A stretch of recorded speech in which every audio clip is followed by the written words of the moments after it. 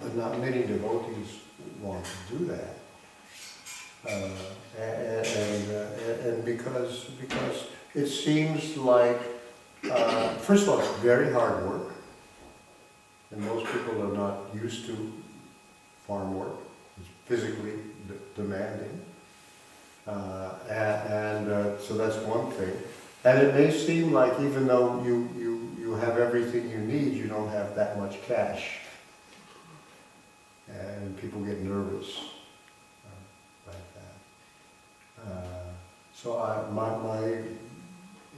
But at a certain point it will become, I said, if you're going to really have to have local food production and local energy production, it becomes more and more a necessity. And many things will change, you know, like one of the byproducts of an industrial economy is that children are simply a very expensive hobby. You take a child, you have to raise it, educate it, everything costs you a fortune. They go off somewhere, you get a birthday card once a year, but that's it. Whereas if you're living in an agrarian economy, agricultural economy, children become economically productive about the age of 5. If it's the family doing it, yeah, you start to help out and do things, you know.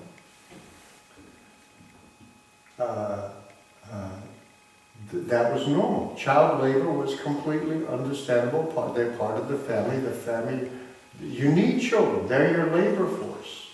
That's why if you look back in the, in the 18th, 19th century, people had huge families. Because if you didn't have a big family, it's a disaster. Because the family was not just a unit of consumption, it was a unit of production.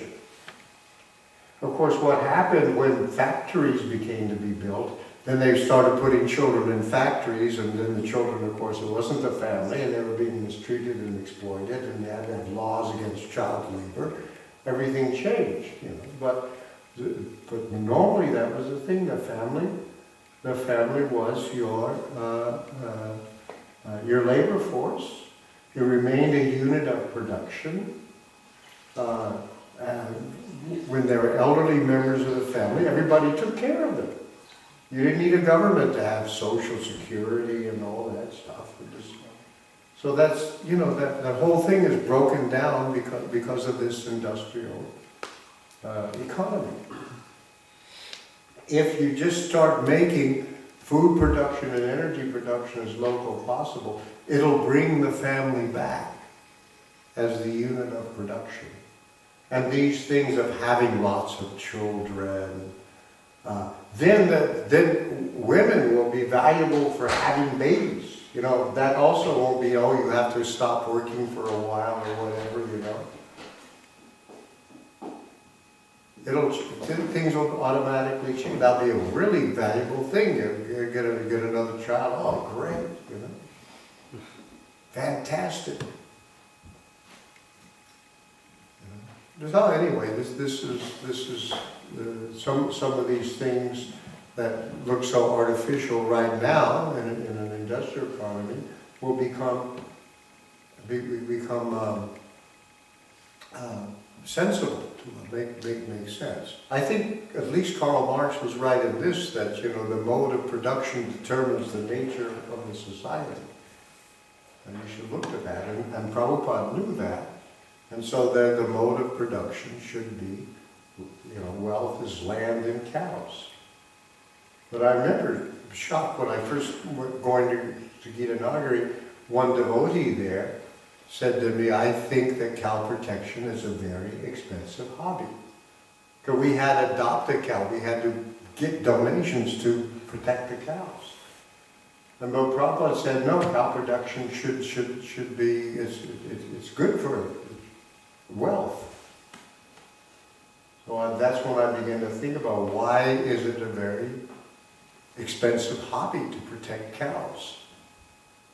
And to realize that you really have to have a whole different kind of economy for what Prabhupada And I realized what his vision was to be basically an agrarian economy.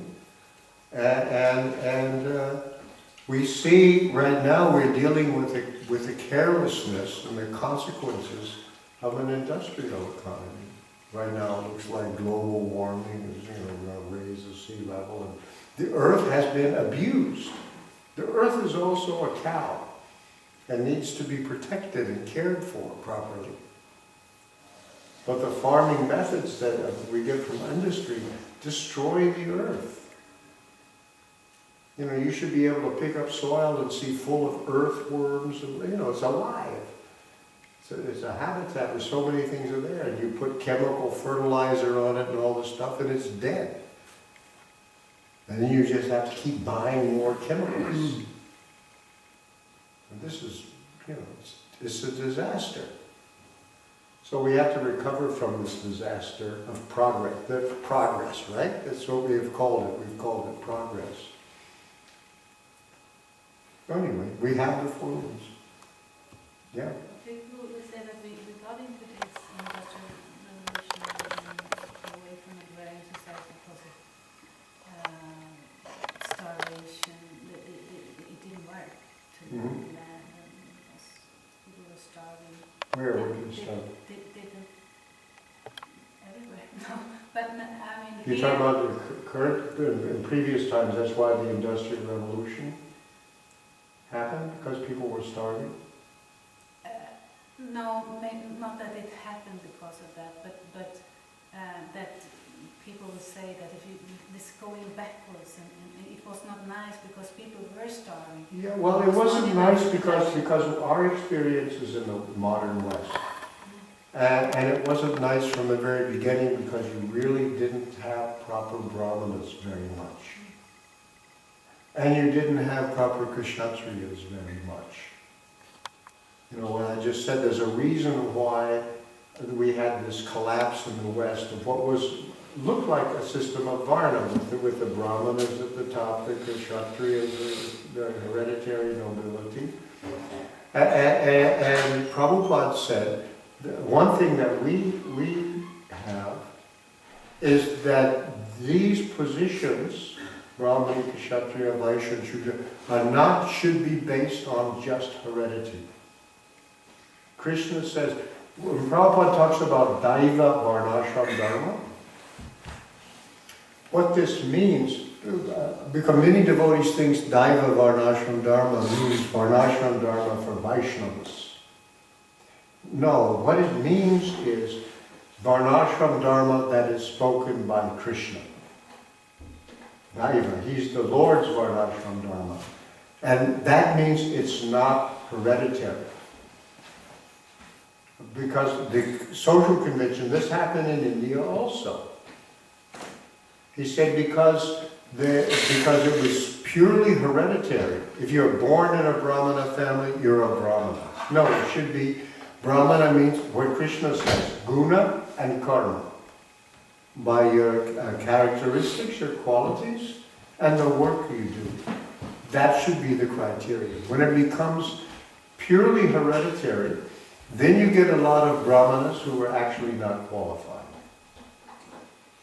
They don't guide society correctly. And because of that, the Shudras become mistreated.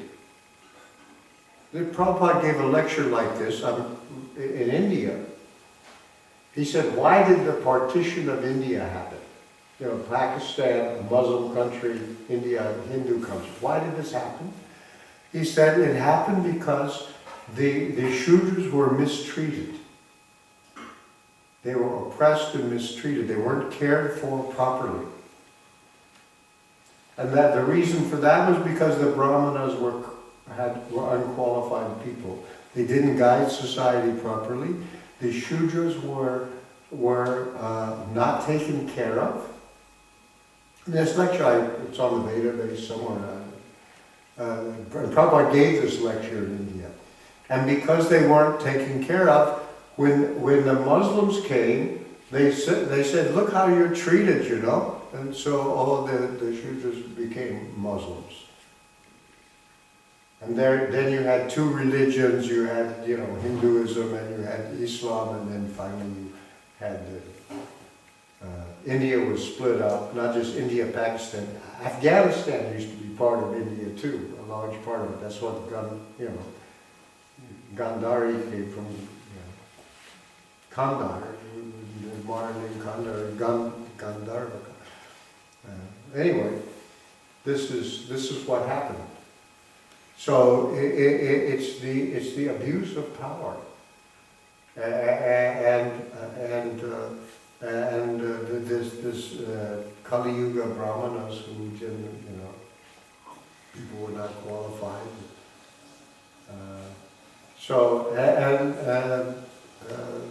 That's what happened. And it was even worse in the West.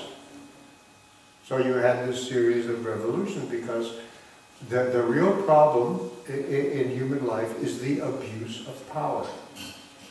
The Brahmana has more power than anybody else because they're smart. The kings need them. They can learn anything and teach anything, Prabhupada said. And could give guidance to society. So it's Kali Yuga also. But we're supposed to have, within this Kali Yuga, 10,000 years of a golden age of Krishna consciousness. Lord Chaitanya has come. So we're just in the beginning of that. Or some people say the first 500 years after Lord Chaitanya was a Sandhya. And now it's the golden age, only really starts after 500 years. So I've heard that also. So for this reason, that was, anyway, Prabhupada's idea. So we wouldn't want to go back to the Middle Ages and the high infant mortality rate and,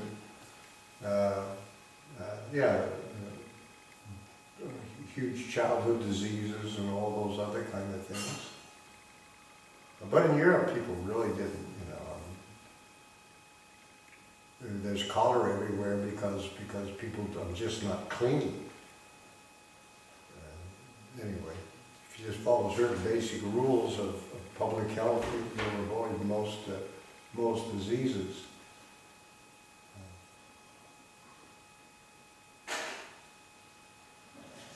Anything else? Yeah?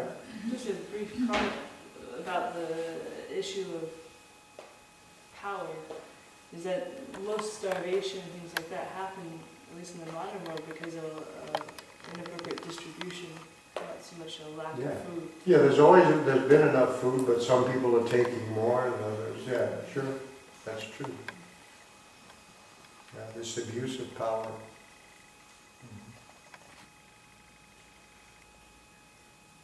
People should not think that because I have some power, therefore I am God. That's why you need brahmanas at the top to say we're all servants. And if you have any resources, you're obliged to use them correctly in Krishna service. Anything else? I was personally never so concerned about Varna because long ago, Hari Krishna Prabhu, he said that sometimes I do one service, and sometimes I cook, and then I am Brahmana. Then I collect some money. Then I'm a Vaishya. So he said that you do the needful according to what services you are doing. But Harikesh personally told me he could never figure out what Varna he was. He was always trying to figure it out for himself, he said. He'd like to be a rock and roll player too, what's that? Entertainers are all shooters, you know that, don't you? Actors, musicians. Yeah, anyway. So should we see like this Varna, is that what service one does? No, a Vaishnava is actually beyond the Varnas. A Vaishnava can actually do anything. But if we do it as Vaishnavas, we should also be teaching. You know, Prabhupada always said that if you have any service in the movement, you should also be teaching somebody else how to do that service. But cooks have always been brahmanas, you know, because of being very clean and very pure. It's not like a Shudra cook. Very different. Especially if everything is going to be offered to Krishna. Yeah, and that's the reason. The reason for that. You may think that cooking is not very elevated occupation. Of course, unless you're a gourmet cook,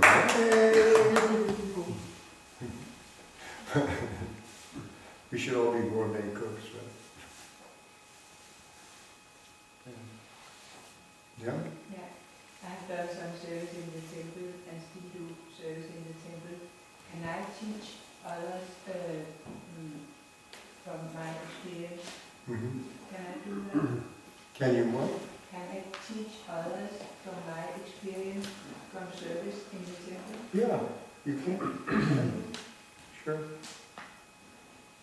Sure, you learn how to do things. You become good at something, you should always pass it on to other people. In also in the temple. Mm-hmm. Sure. Yeah.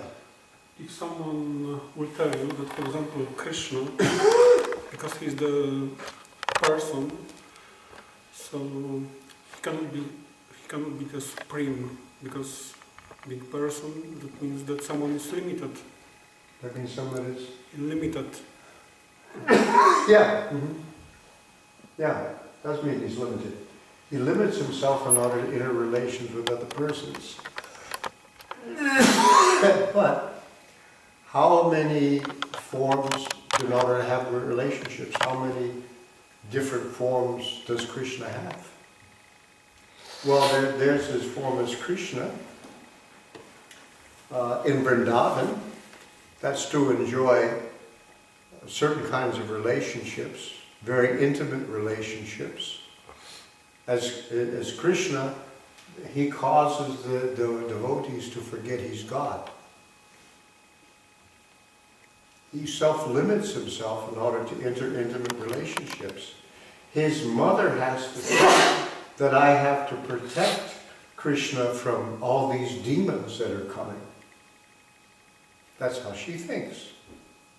So this way Krishna gets to enjoy relationships like that. You think if he couldn't, he would be limited too. So he enjoys many relationships. And he has many, many forms. He does it simultaneously. You see in the rasa dance, he expands himself into so many Krishnas, and each gopi thinks she's got him for herself. That's a pretty far out trick to do. And then he has all his Vishnu forms, and his forms of where his majesty is there, where he's worshipped in awe and reverence. That's another thing that he does. And then, think limited as a human being. Well, here he is. He's Nrsingadev, he's Varaha, he's Kurma. Yeah, he's got all kinds of things he's doing. That's a pretty far out person.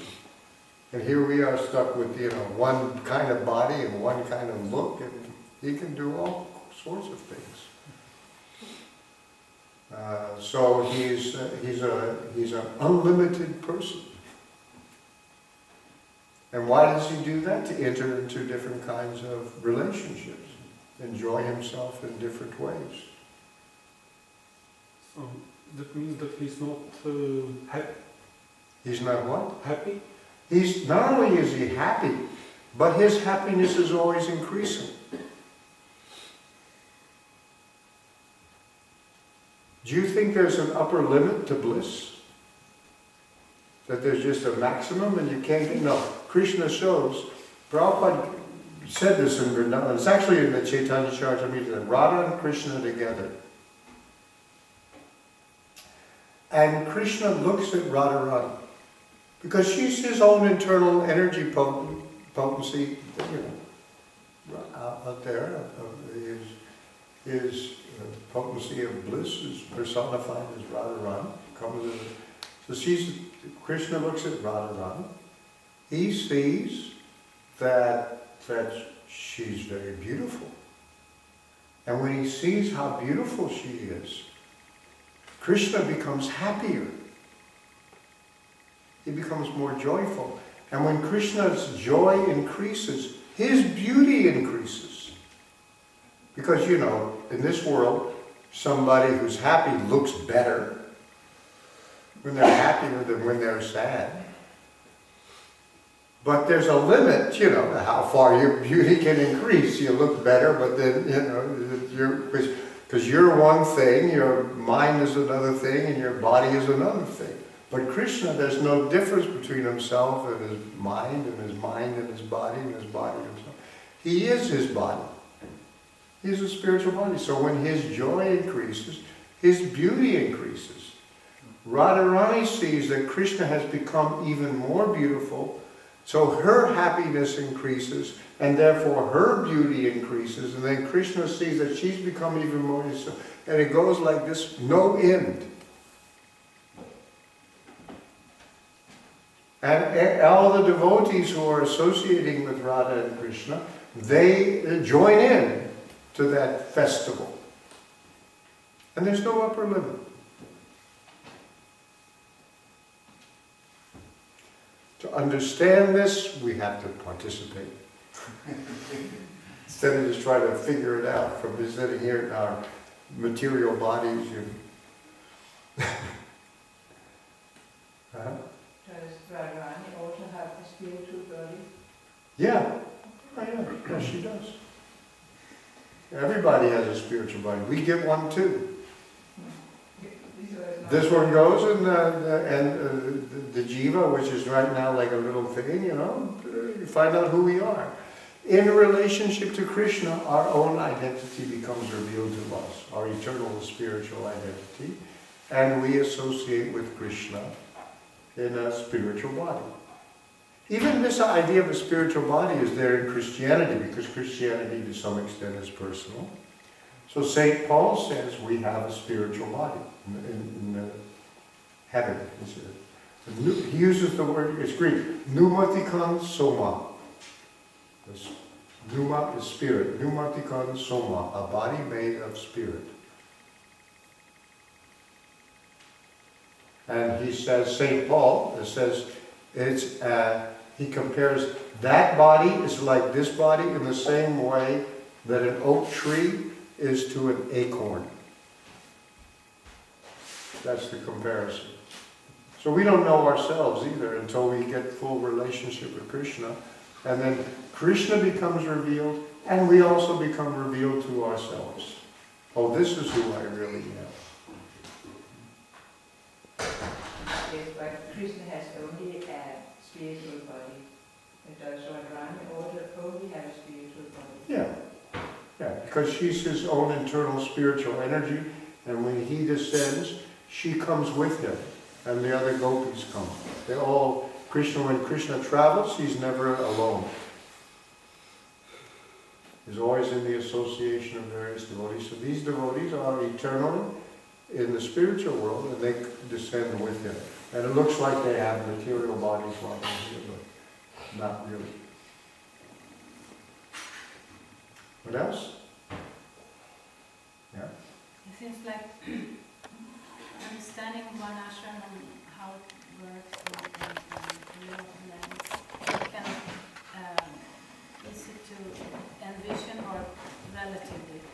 But to go from here and to this situation seems like very difficult. And Yeah, that's I true. haven't heard anybody who actually has such a vision of how it can be done.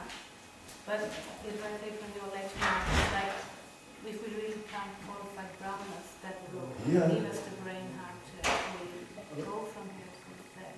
I think that most of us in this con need to study Prabhupada's books much more carefully, take them seriously, And first of all, we have to take care of our own Krishna consciousness, that we're becoming more and more purified and more able to understand Srila Prabhupada. We have to be pure in eating, sleeping, mating, and defending. We talk, all those things are there, so we can then see what the next step will be.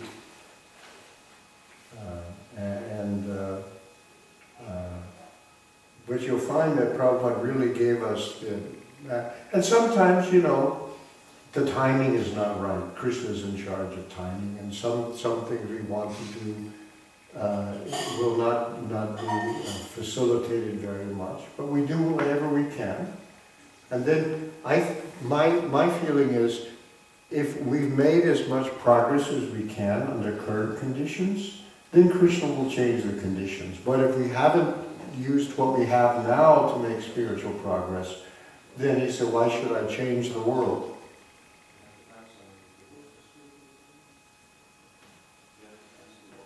But Prabhupada even said to us once that I can tell you how we could take over the world in 16 days. But the difficulty is that you wouldn't follow my orders. That's what he said. So we have to be ready to take just what we can work on right now, our own Krishna consciousness, and with the people around us, we improve as much as we can. Every day we should be becoming, the modes of ignorance, the modes of passion should be decreasing. We know how to measure these things. We can tell right away. We know all the symptoms of these things. Our feelings for Krishna should be getting more and more intense. And when we've made all the progress we can make under these circumstances, Krishna will change them. If things aren't changing enough, we start with ourselves. That's my understanding. And now it's late. We should stop now. Thank you very much. Srila Prabhupada ki jai. Jai. Jai.